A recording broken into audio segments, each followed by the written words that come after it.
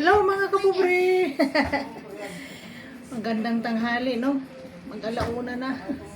Dito, nakita nyo mga kapobre. Tanglad po to. Tanglad po. Ito naman tong pagkaabalahan ko ngayon mga kapobre.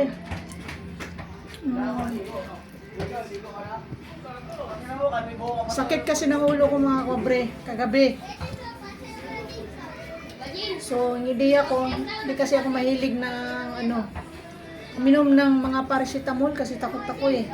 So, mga kapobre, ang ginawa ko naman, kasi may tanim akong malunggay dito. Meron akong malunggay, meron din akong tanglad. So, ang ideya ko, naisipan ko, kasi nandun sa probinsya, nung sumakit din ng aking ulo, ay naglaga din ako ng malunggay, no, mga kapobre. So, ito ngayon mga kapobre, ang aking ginawa. Kita nyo ito mga kapobre? Nilagang malunggay. So itong sabaw na to, sabaw at saka itong malunggay, kakainin ko talaga to mga kapobre. So ang nilagay ko po nito para medyo lumasa ng konti, nilagyan ko lang siya ng konting asin. Konting-konti lang kasi gamot kasi siya, no.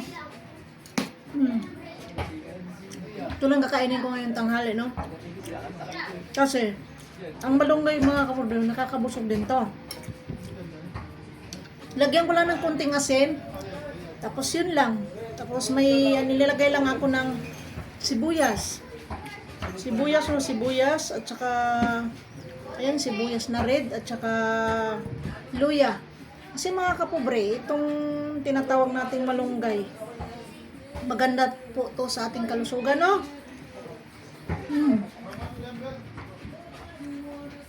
Ito ay antibiotic. Maganda sa ating kalusugan. Isa pa, kapag tayo ay kumain ito at saka itong sabaw, higupin natin. Pangpatibay talaga nito sa ating katawan. Kasi nga antibiotic siya. So, mula nung nalaman ko mga kapobre na itong malunggay ay antibiotic, maganda sa ating katawan, lalo pag masakit ang ulo. Ito na talaga, pag sumakit ang ulo ko, kuha lang ako sa aming tanim. Lagyan ko lang magpakulo lang po ako ng tubig. Lagyan ko ng anong gusto kong ilagay na, halimbawa, may tanglad tayo, sibuyas, luya, ganun, para doble yung epekto sa ating katawan, no? Yung iba kasi sabihin nila, uy, ano yan? May mga sibuyas pa, may mga tanglad pa. Ano yun? Ulam? Pwede rin ulam, no? Kaming mahihirap kasi, ganito po yun. Pwede na iulam po namin itong ganitong klaseng pagkain kasi nga para sa amin maganda sa katawan nga. Kaya yan mga kapobre, no, ito lang masabi ko. Ito lang talaga ang aking kakainin ngayong tanghali kasi kagabi kumain ako ng isda. So yung isda na 4 pirasong kinain ko, di ko naubos, na maliliit na isda. Binili sa market. May nakain akong medyo makati na, doon sumakit ang ulo ko kasi ang isda kasi may mga magandang isda, mayroon ding hindi maganda, kagaya ng frozen na, so hindi maganda sa ating kalusugan dahil frozen na nga po siya. So doon sumakit ang ulo ko kagabi hanggang ngayong umaga, kahit bagong ligo ako, sakit pa rin ang ulo ko, kaya naisipan ko itong malunggay. So sigurado itong mga papobre, kapag naubos ko itong malunggay na to, sigurado antukin ako mamaya at matulog ako dahil ito antibiotic, antukin talaga ako, no? So, di ako naman, bago ako kumain, naligo muna ako para, minsan kasi sa sobrang init ng panahon, sumakit ang ulo natin, kailangan natin magpalamig, maligo, para lumamig ang katawan, no? Kita nyo mga kapobre? Kaya, ito lang talaga ang kainan ko ngayon, no?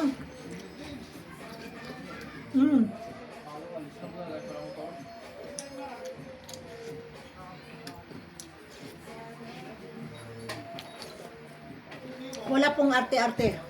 Kailangan natin gumaling. Kailangan organic po tayo. Hindi puro bibili kaagad tayo ng gamot. Magastos ko yun. Kailangan kumain natin ng mga organic. Kailangan herbal po tayo kasi safe ito eh. Kung lagi tayo iinom ng paracetamol, delikado po yung ating kidney.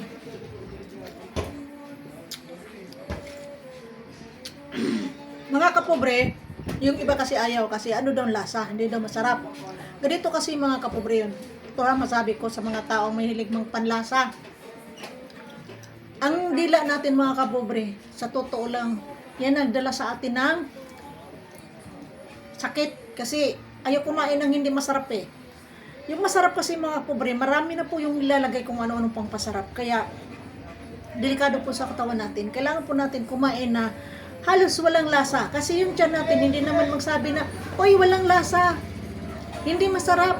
Yung dila po natin ang nangunguna, nagbigay sa atin ng sakit. Kasi yung dila natin ay naghanap ng masarap. Kasi pag kumain tayo ng ganito, hindi naman masarap as in, masarap. Pero para sa akin, masarap na to dahil inisip ko yung aking katawan na maging healthy ako. Kasi lalo nagkaedad na, kailangan healthy talaga, no? Kaya sa mga taong mahilig masarap, sa masarap na pagkain, huwag kayong masyado dyan. Lalo na mga processed food, proseso ng mga pagkain, delikado po yun, no? So kailangan po natin po kumain ng mga organic. Gaya nito, sumakit ang ulo ko, ito lang aking kinain para lang po safe tayo mga kapobre, kay napaka-importante sa atin. Safe tayo sa ating kinakain kasi ngayon na panahon mga kapobre, wala na ang pagkain natin, puro chemical na.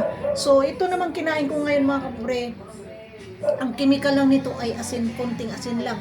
Pero itong tanim ko na malunggay at tanglad, wala talaga siyang pangpataba, as in wala.